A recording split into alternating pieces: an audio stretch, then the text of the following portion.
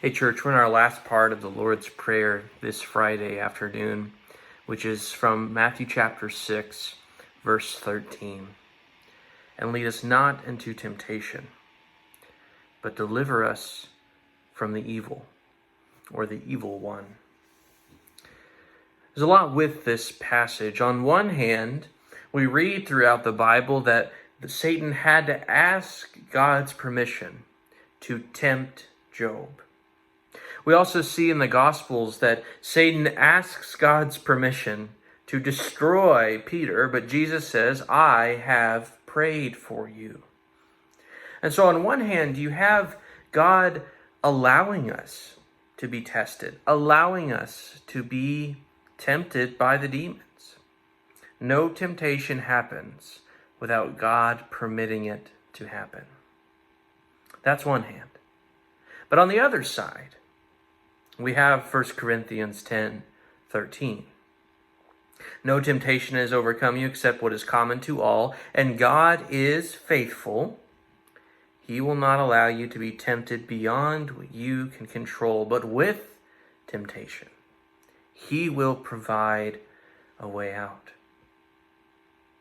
So here's what we can say. Yes, God allows us to be tempted. Yes, God sometimes puts a thorn in our side. But it's always done in a way that we cannot sin with it. It's always done in a way that we have a way out of not sinning. In 2 Corinthians chapter 1, Paul is talking to this church, and he says to them that we have been given far more than we were able to bear, to the point where we despised life itself. But then he goes on to say this, and this all happened so that we could learn to rely not on our own strength, but on God, who raises from the dead.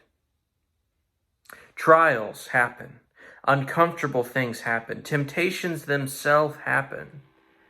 And if we respond faithfully, they will teach us to rely on God, who can truly deliver us from evil. When we pray, deliver us from evil, we are not asking God to stop all trials, to stop and give us a comfortable life.